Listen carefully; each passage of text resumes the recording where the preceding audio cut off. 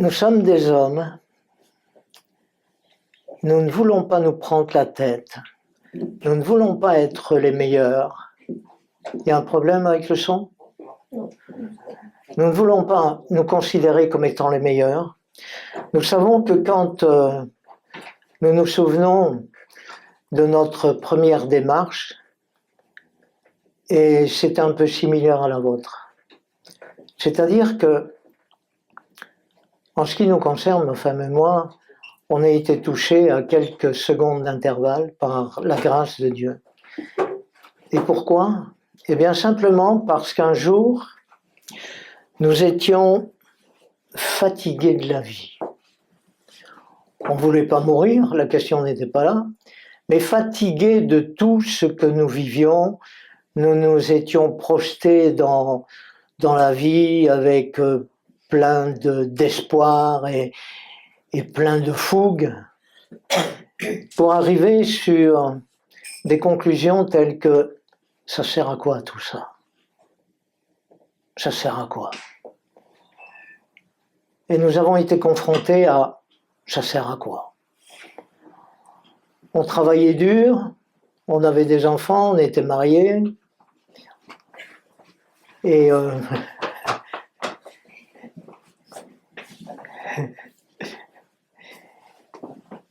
et néanmoins il y avait beaucoup de questions parce que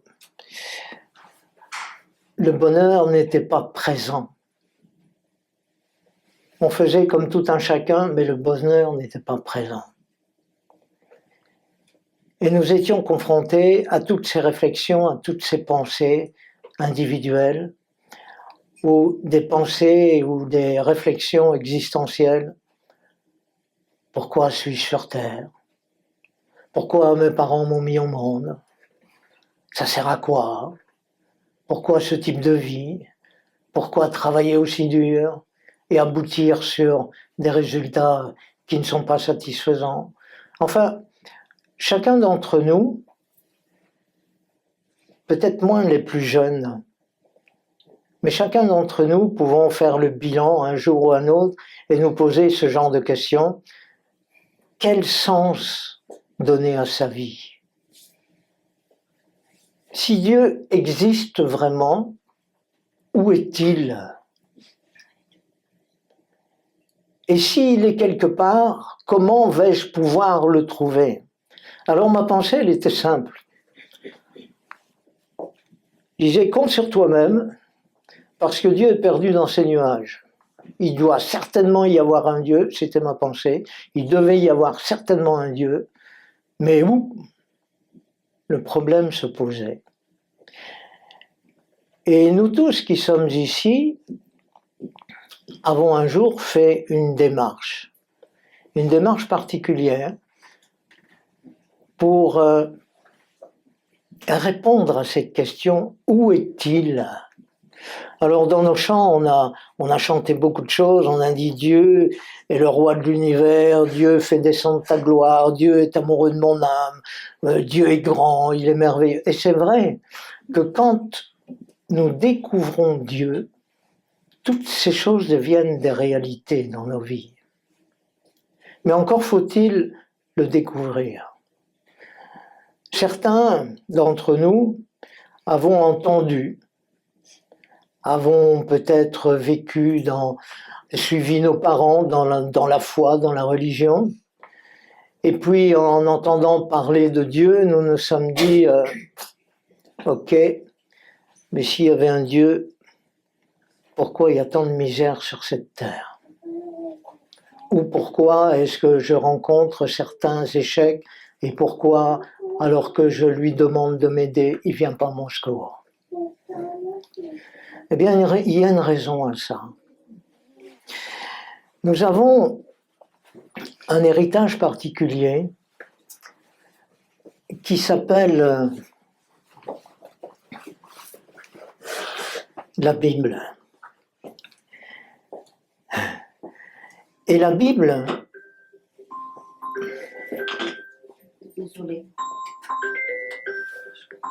j'ai cru que c'était le mien, parce qu'il a le même son. Je dis, ouf, si, je l'ai éteint. Alors éteignez vos GSM, s'il vous plaît.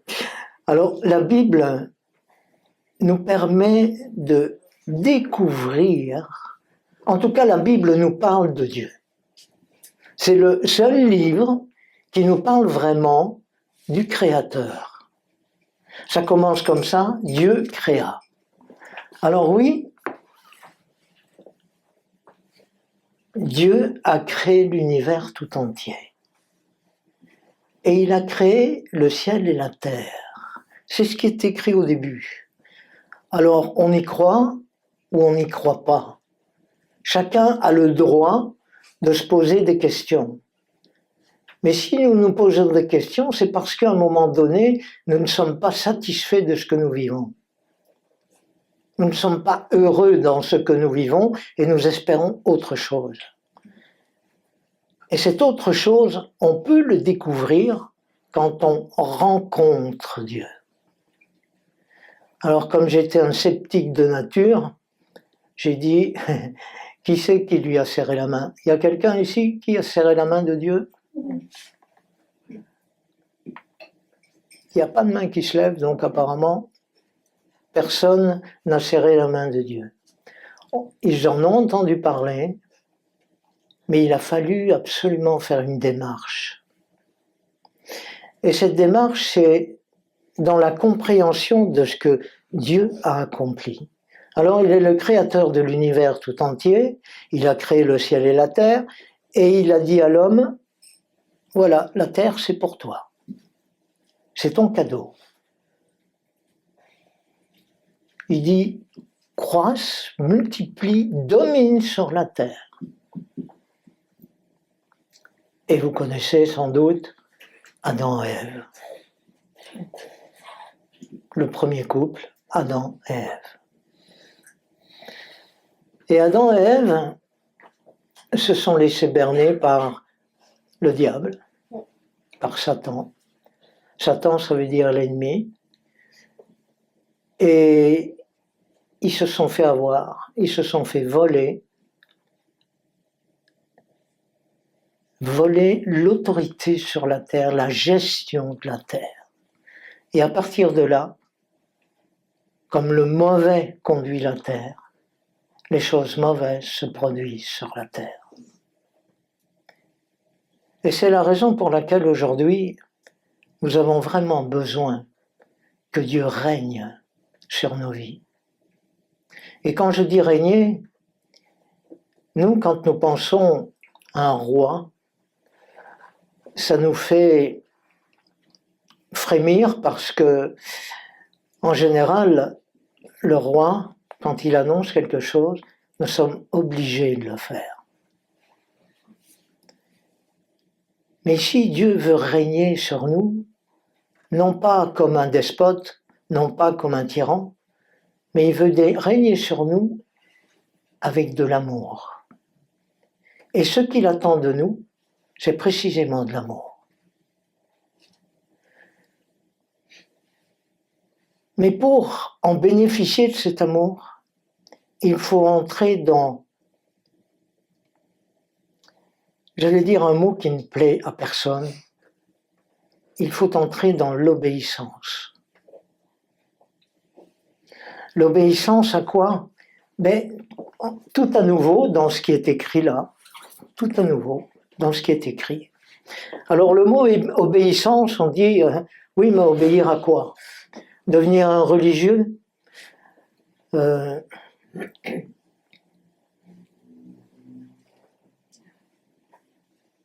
Devenir un religieux? Mais non, c'est pas devenir un religieux. C'est juste comprendre que Jésus-Christ est le Fils de Dieu. Il y a le Père, le Fils et le Saint-Esprit. Jésus-Christ est descendu sur la terre. Il est né parmi les hommes, et en naissant parmi les hommes, il était à l'égal des hommes, même moins qu'eux, puisqu'il est né dans une étable. Est-ce que quelqu'un ici est né dans une étable? Non. Non. Il est né dans une étable et il a grandi. Et à l'âge de 30 ans, il a commencé à montrer qu'il était réellement le Fils de Dieu. Il a parlé avec les religieux et il leur a expliqué que la religion était mortelle, mais que l'amour de Dieu donnait la vie. C'est ce qu'il a expliqué et c'est ce que nous avons découvert. C'est pour ça que nous ne voulons pas être religieux et nous nous battons contre nous-mêmes pour ne pas l'être, même si parfois on a tendance à l'être. On ne veut pas l'être. Alors nous n'avons pas encore atteint la perfection, mais nous la cherchons de tout notre cœur, tout en n'étant pas religieux, et ça c'est un réel défi. Un réel défi. Parce que dans la religion, il y a tant de tabous. Tu ne dois pas, tu ne peux pas, il faut que, tu es obligé de. Et quand nous parlons d'obéissance, c'est ce qui résonne à notre esprit, alors qu'en réalité, Dieu attend de nous simplement un cœur. Simplement un cœur. Ouvre ton cœur. Alors la démarche que nous avons faite, c'est juste dire à Dieu, inévitablement un Dieu doit exister, une puissance supérieure doit exister, parce que ce monde, quand je parle de la terre et de la nature, ce monde tourne et fonctionne. Il n'est pas tombé du ciel, c'est Dieu qui l'a créé. Il n'a pas été fait par la main d'un homme, c'est Dieu qui l'a créé. Donc, tout ce que nous voyons, toutes les lois cosmiques, etc., et tout ce que nous ne connaissons pas, toute la science que les hommes découvrent, il fallait bien que quelqu'un le fasse. Donc, il y a réellement un être suprême, et cet être suprême, nous l'appelons Dieu, l'Éternel, parce qu'il est éternel, il n'a ni commencement ni fin. Il est celui qui connaît tout, qui sait tout, qui te connaît par ton prénom. Il va même jusqu'à compter le nombre de cheveux qu'il y a sur ta tête, parce que c'est écrit comme ça. Alors, oui, il sait. Il sait pourquoi tu es là, il sait et il comprend. Et il a été dit tout à l'heure qu'il y a une personne parmi nous qui veut avancer avec Dieu, mais face à ses difficultés, face à ses incompréhensions, face aux problèmes de sa vie, il se fâche, il s'énerve, il devient violent. Violent, alors que Dieu tend la main, et il tend la main par amour. Alors je peux comprendre cette violence. Parce que quand ça ne va pas chez moi, j'ai tendance à donner un coup de pied dans ce qui me dérange. Je ne sais pas si vous êtes comme moi, mais ça, c'est ma nature humaine. Et je sais que c'est pas comme ça qu'il faut réagir. Alors j'ai appris à ne plus le faire. Mais intérieurement, c'est la même démarche. Intérieurement, ça bouillonne, et ça râle, et ça rouspète. Ça vous parle ? Je crois que ça parle à chacun d'entre nous. C'est pas compliqué. Ou alors, on s'effondre. Et pour ceux qui ne s'effondrent pas, eh bien, ils réagissent. Alors oui, nous avons besoin de quelqu'un. Nous avons besoin d'une assistance. Et orgueilleux comme je l'étais, je me disais, je suis fort. Et j'irai à la force du poignet. C'est vrai que j'ai été jusqu'au bout de moi-même, mais quand j'y suis arrivé au bout de moi-même, à l'âge de 34 ans, je me suis rendu compte que quoi que je puisse faire, quoi que je puisse dire, j'avais vraiment besoin de quelqu'un. Et ce quelqu'un, c'est Jésus. Dieu le Père envoie son Fils Jésus sur la terre pour que l'homme puisse à nouveau avoir une relation comme Adam et Ève avaient une relation avec Dieu et parlaient avec lui, pour que l'homme puissent avoir ce même type de relation. Et Jésus est venu afin de créer un pont, de renouveler cette relation et cette capacité de l'avoir. La seule chose qui nous empêchait de pouvoir avoir une relation avec Dieu, c'était notre péché, nos péchés, notre nature pécheresse.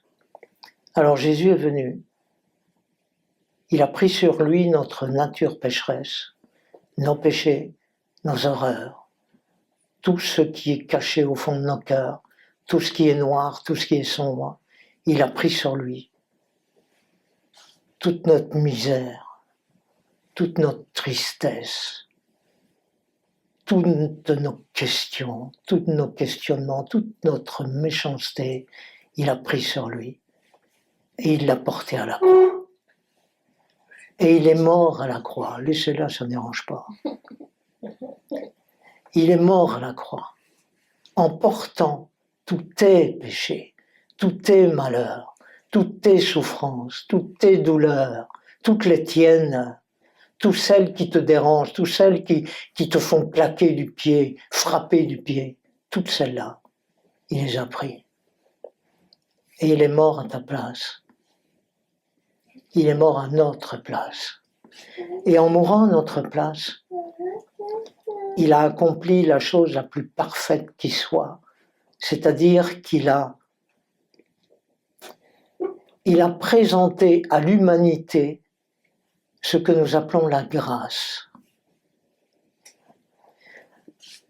La grâce. Gracié par Dieu.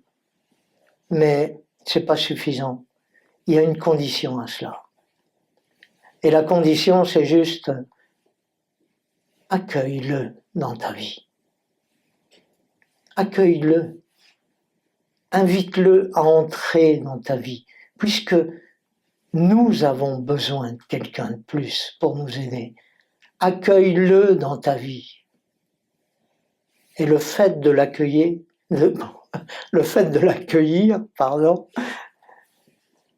eh bien, va te permettre de changer d'attitude. Et c'est ça qui va démontrer qu'effectivement, il est entré dans ta vie et tu le respectes. Voilà ce que nous avons rencontré. C'est de cette manière que nous sommes devenus enfants de Dieu. Alors, j'ai besoin de me référer à la parole, c'est-à-dire à la Bible, pour que vous puissiez avoir un point d'ancrage, parce que je peux vous raconter n'importe quoi. Je pourrais vous raconter n'importe quoi. Ne croyez pas en ce que je dis, quoique ce que je vous ai annoncé jusqu'à présent est vrai, mais croyez surtout dans ce qui est écrit. Parce que les hommes restent des hommes. Aujourd'hui, on parle du pape. On a reçu en Belgique la visite du pape, et c'est une visite qui a fait plaisir aux catholiques. Pas forcément aux protestants que nous sommes, mais aux catholiques. Pourquoi pas aux protestants? Parce que déjà nous ne croyons pas dans les saints. Ensuite nous disons ils ont des richesses mais ne s'en servent pas pour aider les pauvres. Alors il y a d'autres choses qui sont innommables qu'ils font, mais jamais nous ne voulons pointer le doigt vers eux en disant ce sont des mauvais. Ce sont des hommes. Ce sont des hommes. Et ils ont commis de graves erreurs. Et les hommes sont comme ça. Tous les hommes sont capables de commettre de graves erreurs. Personne n'est à l'abri de rien. Et c'est la raison pour laquelle nous avons vraiment besoin de ne pas être religieux, mais d'avoir Dieu avec nous. Dieu dans notre vie. Et je vous invite à faire cette démarche en disant à Jésus, puisque c'est lui qui nous tend la main, en disant à Jésus, entre dans ma vie. Montre-moi le chemin. Entre véritablement dans ma vie. Et vous faites ça individuellement parce que c'est vous que ça regarde. C'est vous que ça regarde. C'est vous qui en avez besoin. Moi, je sais que j'en ai besoin tous les jours. Je lui dis pas tous les jours entre dans ma vie, mais je lui dis bonjour tous les jours. Parce qu'il a fait, quand on lit sa parole, on découvre des promesses extraordinaires. Ronnie, on ne va pas prendre les versets que je t'ai donnés, parce qu'ils ne vont pas correspondre. Mais on va prendre l'évangile de Jean. L'évangile de Jean.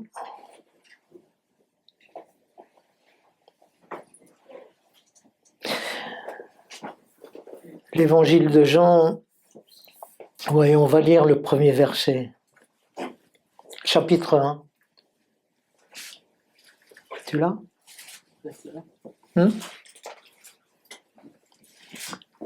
Premier verset du premier chapitre. J'attends. Hein.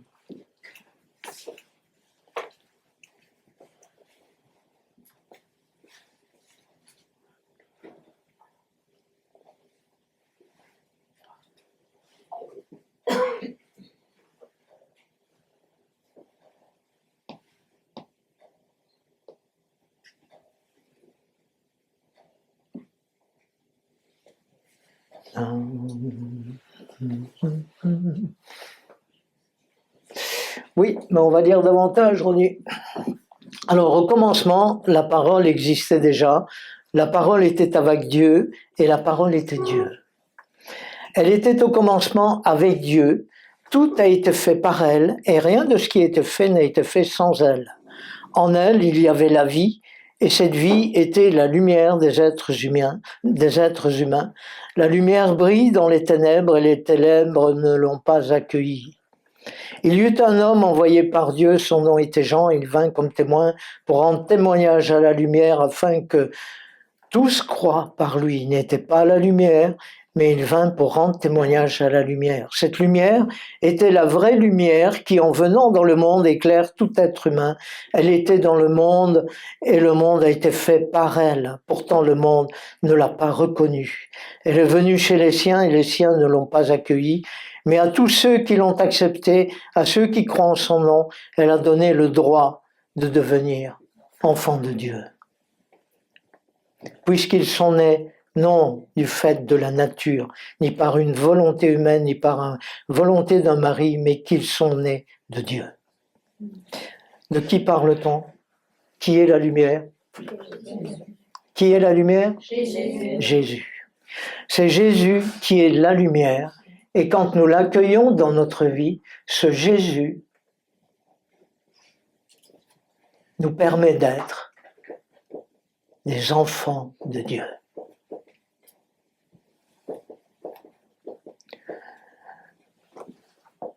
On va prendre le psaume 139.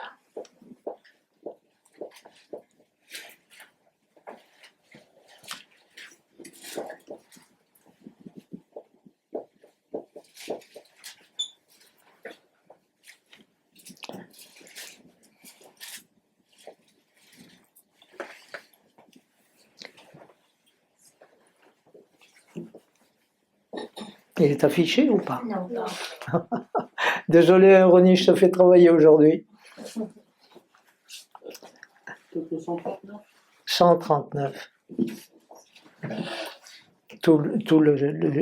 À peu près tout le chapitre, quoi.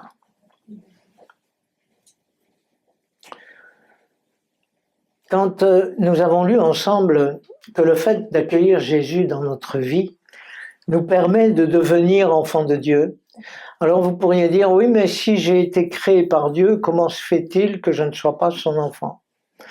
Alors, effectivement,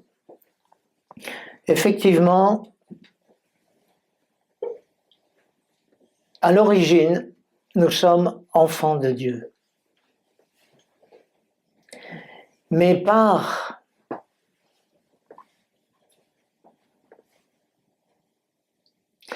par notre nature et par nos péchés, par nos défauts, par nos méchancetés, nos vilaines actions, nous ne représentons pas Dieu. Donc, nous avons besoin de comprendre que nous sommes réellement devenus des enfants de Dieu. Et Dieu nous dit dans le psaume 139, il nous dit, pour chacun d'entre nous, si nous croyons que nous pouvons échapper à son regard, nous nous trompons. Éternel, tu m'examines et tu me connais. Tu sais quand je m'assieds, quand je me lève. Tu discernes de loin ma pensée. Et on peut s'arrêter là. Tu crois que Dieu ne sait pas quand tu râles? Tu crois que Dieu ne sait pas quand tu tapes du pied?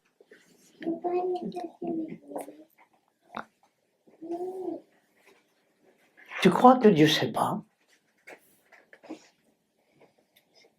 Et quand tu prends conscience que Dieu sait, tu deviens coupable. Il y a un sentiment de culpabilité qui t'assaillit. Si vous êtes comme moi, il y a un sentiment de culpabilité qui t'assaillit. Et si tu vas un peu plus loin, tu dis, je suis pas digne de son amour. Je suis pas digne. Eh bien, c'est justement pour ce sentiment-là, l'un de ces sentiments-là, que Jésus est venu pour te sauver, pour te rendre libre, pour ôter le poids de ce fardeau, pour enlever ce fardeau. D'ailleurs, si tu passes en face de la vitrine de notre habitation, là où sera la salle de culte, parce qu'ici c'est provisoire, le temps d'aménager l'autre côté, eh bien, si tu passes devant la vitrine, il est indiqué un verset particulier où il dit « Venez à moi, vous tous qui êtes fatigués et chargés. » Et je vous donnerai du repos. Alléluia. C'est pas qu'il va vous endormir, mais il va juste apaiser votre âme. Et c'est un Dieu de paix. C'est pas le tyran qu'on nous a présenté, c'est un Dieu de paix. Alors oui, il connaît tout de toi. Il sait tout de toi. Il connaît absolument tout. Tu sais quand je m'assieds, quand je me lève. Tu discernes de loin ma pensée. Tu sais quand je marche et quand je me couche, et toutes mes voies te sont familières. La parole n'est pas encore sur ma langue, que déjà, éternelle, tu la connais entièrement. Tu m'entoures par derrière et par devant, et tu mets ta main sur moi. Une telle connaissance est trop extraordinaire pour moi. Elle est trop élevée pour que je puisse l'atteindre. Où pourrais-je aller loin de ton esprit? Où pourrais-je fuir loin de ta présence? Si je monte au ciel, tu es là. Si je me couche au séjour de mort, des morts, te voilà. Si je prends les ailes de l'aurore pour habiter à l'extrémité de la mer, là aussi ta main me conduira. Ta main droite m'empoignera. Si je me dis, au moins les ténèbres me couvriront, la nuit devient lumière autour de moi. Même les ténèbres ne sont pas obscures pour toi. La nuit brille comme le jour. Et les ténèbres comme la lumière. Et là où ça devient extrêmement intéressant pour toi, il dit, c'est toi qui as formé mes reins, qui m'as tissé dans le ventre de ma mère. Je te loue de ce que je suis une créature si merveilleuse. Tes œuvres sont admirables et je le reconnais bien. Mon corps n'était pas caché devant toi lorsque j'ai été fait dans le secret, tissé dans les profondeurs de la terre. Je n'étais encore qu'une masse informe, mais tes yeux me voyaient, sur tout ton livre étaient inscrits tous les jours qui m'étaient destinés, avant qu'un seul d'entre eux n'existe, que tes pensées, ô Dieu, me semblent impénétrables, que leur nombre en est grand.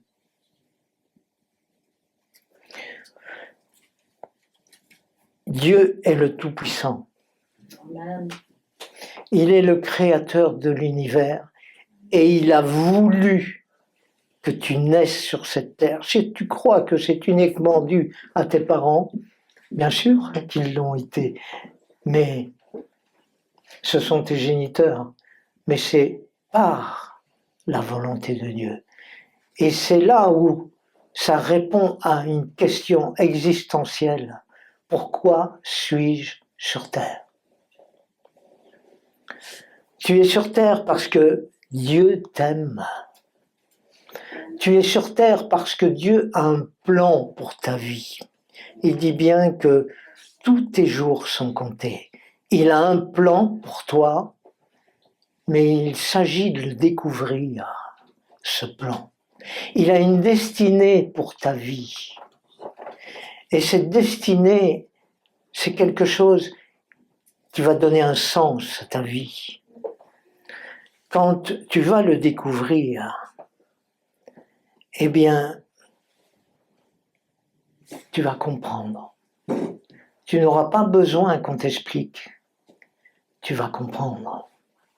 Mais le tout, c'est que toi, tu fasses une démarche tout à fait personnelle. Et quand tu feras cette démarche, tu comprendras l'amour. L'amour de Dieu pour toi et l'amour qu'il déverse dans ton cœur. Et les difficultés que tu rencontreras seront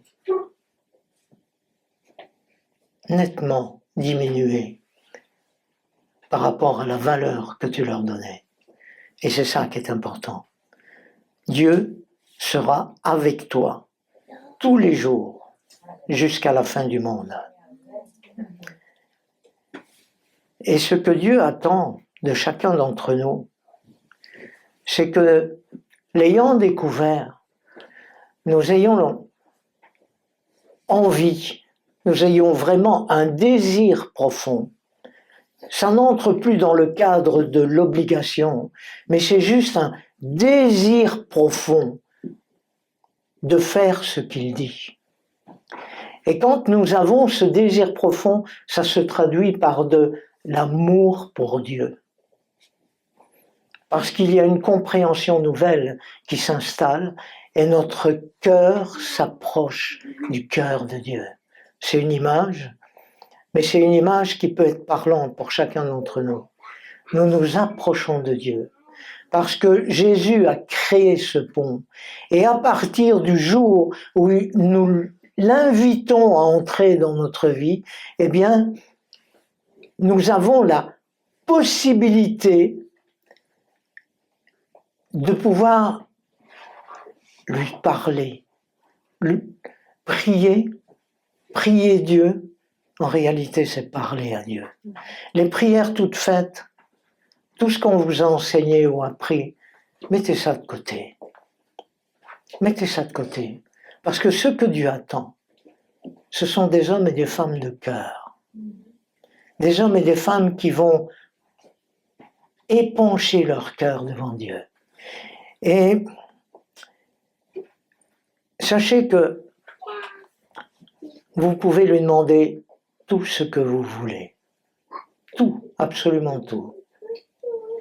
Parce qu'il est écrit en Matthieu au chapitre 7, je vais attendre que Ronnie puisse le mettre, Matthieu chapitre 7, celui-là je te l'avais donné. 7, Matthieu 7, 7 à 8. Matthieu chapitre 7, du verset 7 à 8. Il dit, demandez et cherchez et vous trouverez. Frappez et l'on vous ouvrira. En effet, toute personne. Qu'est-ce qu'il y a? C'est pas ça? Non, c'est l'heure. Pardon? Demandez et on vous donnera. Cherchez et vous trouverez. Oui, c'est quelle version, Ronnie, t'as pris? Hein? T'as pris quelle version? C'est la 21. Demandez, on vous donnera, cherchez, vous trouverez, heurtez, donc frappez, et on vous ouvrira. Car quiconque demande, reçoit. Et qui cherche, trouve. Et l'on ouvre à celui qui frappe. Frappez à la porte, à la bonne porte. Et qui va vous répondre? Qui va intervenir dans votre vie? Dieu. C'est ce que nous avons découvert. Et si vous avez été invité aujourd'hui, c'est afin que vous aussi, vous puissiez découvrir la chose. L'amour de Dieu. Afin que vous soyez heureux. Afin que vous découvriez l'amour profond de Dieu. Cet amour qui nous rassasie chaque jour. Cet amour dont le monde entier a tellement besoin. Alors, ne confondez pas avec l'amour humain. L'amour de Dieu a rien à voir avec l'amour humain. L'amour de Dieu, c'est pas se serrer dans les bras et dire je t'aime, et puis en avoir marre, et le lendemain dire c'est fini. C'est pas ça l'amour de Dieu. L'amour de Dieu, il a été jusqu'à donner son Fils unique pour toi. Ça, c'est de l'amour. C'est ça l'amour de Dieu. Il a donné son Fils unique pour toi. Aujourd'hui, nous lisons des passages tels que « Demande et on te donnera. Cherche, tu trouveras. Frappe, on t'ouvrira. » Mais ce passage a besoin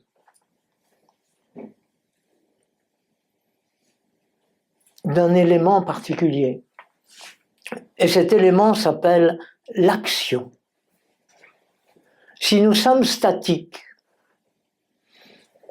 et que nous formulons des prières religieuses toutes faites, dis-moi comment prier, parle avec ton cœur. Quand tu parles avec ton cœur, c'est une véritable action. Si tu parles et que tu récites une prière toute faite, ce sont des paroles sans vie. Il n'y a pas de vie. Donc, le principe n'est pas là, même si nous pouvons réciter le Notre Père en le comprenant réellement, mais pas en faisant une prière toute faite. Le principe de la prière, c'est une entre en action, va vers Dieu, entre dans le domaine de la foi, et quand je dis va vers Dieu, c'est juste une image. C'est je crois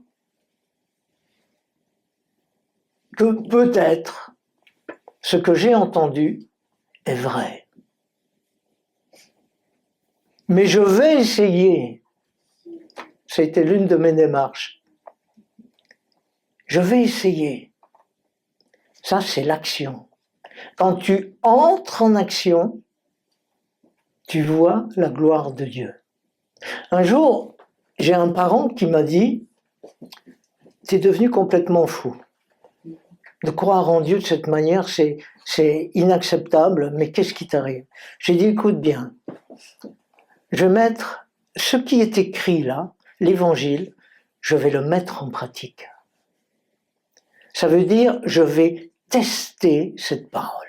Et ça, c'est un réel défi pour ceux qui se laissent pas influencer par les hommes et qui disent je veux vivre quelque chose de différent, je veux savoir si c'est une histoire d'homme ou si c'est vraiment la vérité. Je veux pas me laisser berner et encore être malheureux après, être floué, être déçu. Je veux pas vivre ces choses. Donc, je vais juste lire l'évangile, essayer de comprendre et mettre cette parole au défi. Je vais me défier moi-même pour voir si ce qui est écrit est vrai. Et pour le faire, il faut oser. Et c'est ce que nous avons fait, ma femme et moi. Nous avons mis cette parole à l'épreuve.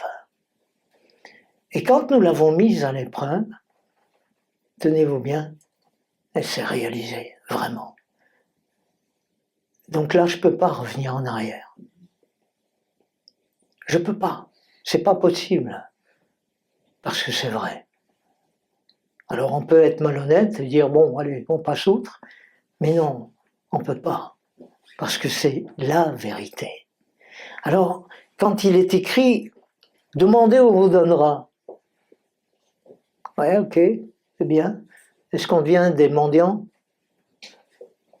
Ben non, c'est pas la question d'être un mendiant. La question est, demande à Dieu. Demande-lui, qu'est-ce que tu veux, toi, aujourd'hui?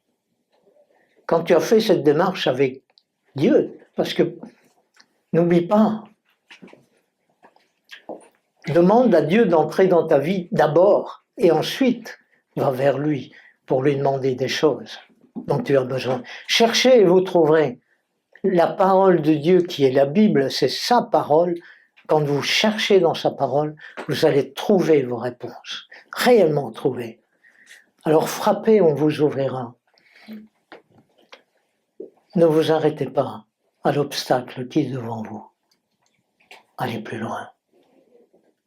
Un jour, on devait faire des démarches administratives et je me suis trouvé devant un grand porche, des murs d'enceinte et un porche.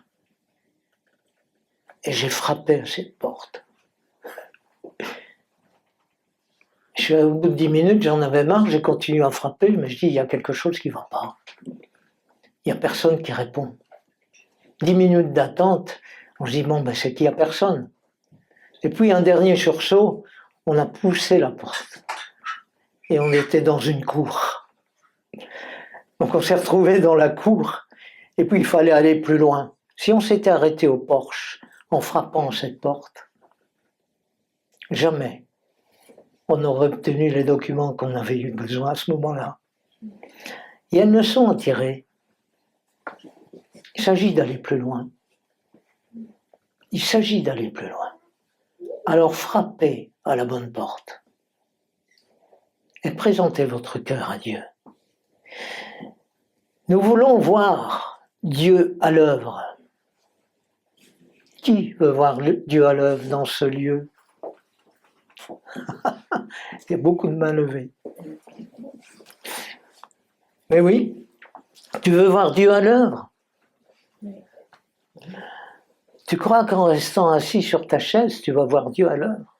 Tu veux voir les miracles de Dieu?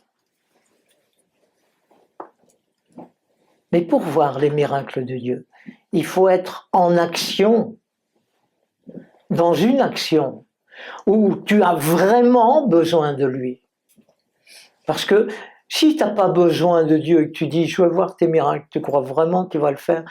Quand tu lis la parole, quand tu lis la Bible, il y a les religieux de l'époque qui disent, on veut bien croire en toi, mais fais-nous voir un miracle d'abord. Et Jésus a répondu,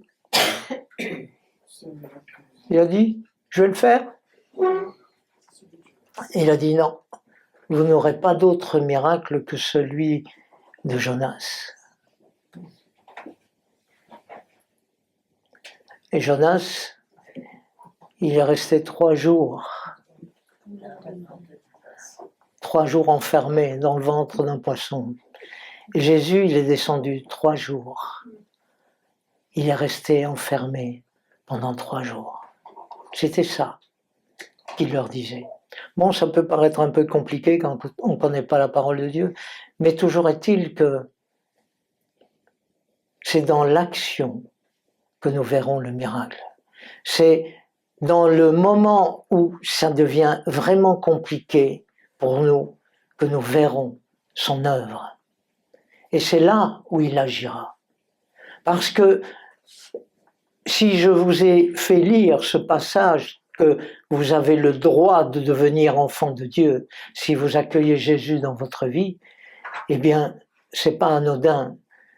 C'est parce que Dieu aime ses enfants.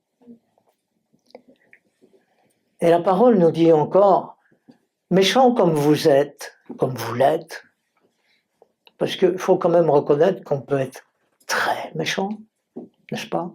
Quand on est fâché, quand on est frustré, quand on n'obtient pas ce qu'on veut, on peut être méchant. Alors Jésus dit, méchant comme vous l'êtes, il ne nous fait aucun reproche. Hein. Il nous dit simplement qui nous sommes. Il nous dit, méchant comme vous l'êtes, vous savez donner de bonnes choses à vos enfants, n'est-ce pas? Si votre enfant vous demande un pain, vous n'allez pas lui donner un serpent, ni un scorpion. D'accord? À bien plus forte raison, Dieu donnera-t-il à ceux qui le lui demandent le Saint-Esprit. À bien plus forte raison, Dieu donnera-t-il ce qui est bon, vous donnera ce que vous lui demandez. Donc, n'hésitez pas, au moment de la difficulté, n'hésitez pas à lui demander simplement d'intervenir. Et voyez son œuvre. Voyez-le en action. Voyez-le agir. Mais je vais prendre une image simple. Vous n'aurez pas besoin du secours de Dieu si vous vous trouvez dans un... Ah oui, voilà. Si vous vous trouvez en vacances au bord de la mer, avec un cocktail, assis dans un transat, vous n'aurez pas besoin de Dieu. On est d'accord? Parce que vous n'aurez besoin de rien à ce moment-là. Ça ne va pas durer toute la vie, je vous rassure. Parce qu'on peut se lasser de ça aussi. Par contre, le jour où vous vous trouvez au bord d'un précipice et que vous savez que vous devez vous retrouver dans la vallée, le jour où vous êtes au bord du précipice, là vous aurez besoin de crier à Dieu et de l'inviter à vous soutenir et à vous secourir. Qu'est-ce qu'elle fait là?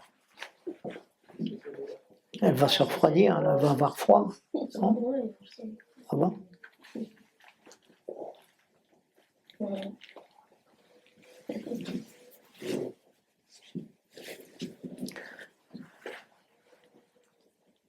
L'action pour un enfant de Dieu, c'est précisément le bord du précipice.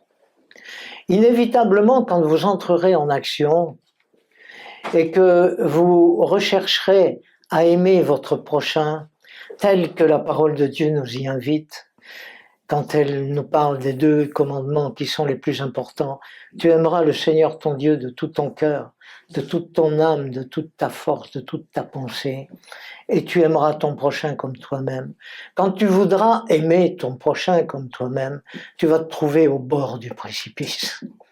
Et là, tu auras réellement besoin de ton Seigneur pour venir te secourir, pour que tu puisses l'aimer vraiment. Tu comprends ce que je veux dire, enfant de Dieu? Est-ce que tu comprends? Ce matin, comprends-tu ce que vraiment Dieu attend de nous? Il attend que tu aimes ton prochain. Il attend que tu dises à ton prochain que Jésus est vivant et qu'il veut entrer dans ta vie. Il attend, Dieu, que tu ailles et que tu aimes ton prochain en lui offrant ce que tu as de meilleur. Et ce que tu as de meilleur, c'est Jésus-Christ, le sauveur du monde, le sauveur de l'humanité. Maintenant, si tu dois donner un coup de main, ben donne un coup de main quand même. Tu n'as pas que ça à offrir, il y a d'autres choses que tu peux offrir. Amen. Amen. Voilà, en résumé, nous sommes tous logés à la même enseigne. Que nous nous prenions pour des sages, que nous nous prenions pour des savants, que nous nous prenions pour des gens intelligents, ou que nous nous prenions pour des moins que rien, quelle que soit notre pensée à notre sujet, eh bien, chacun d'entre nous avons besoin de lui. D'accord? Nous avons réellement besoin de Dieu. La meilleure chose que vous puissiez faire pour vous-même, c'est de l'inviter à agir dans votre vie. Amen. Amen. On va prier ensemble. Seigneur mon Père, tu es celui qui nous a donné ton Fils unique par amour pour nous. Tu as donné ton Fils parce que tu m'aimes, Seigneur. Chacun d'entre nous pouvons dire parce que tu m'aimes, Seigneur. Tu m'as donné ton Fils parce que tu m'aimes. Entends-tu, peuple de Dieu? Dieu t'aime. Tu es aimé de Dieu. Et Père, nous voulons te remercier et être touchés par ton amour. Encore aujourd'hui, être touchés par ton amour. Parce que ton amour transforme nos cœurs, transforme nos pensées et nous permet d'agir d'une manière différente. Nous permet d'être heureux, d'être joyeux, d'être dans la paix. Parce que toi, tu nous donnes et tu nous fais percevoir ton amour. Alors, je te prie, Père, afin que toutes les personnes qui sont présentes dans ce lieu soient bénies de toi. Merci, mon Dieu, pour ta bonté à notre égard. Amen. Amen.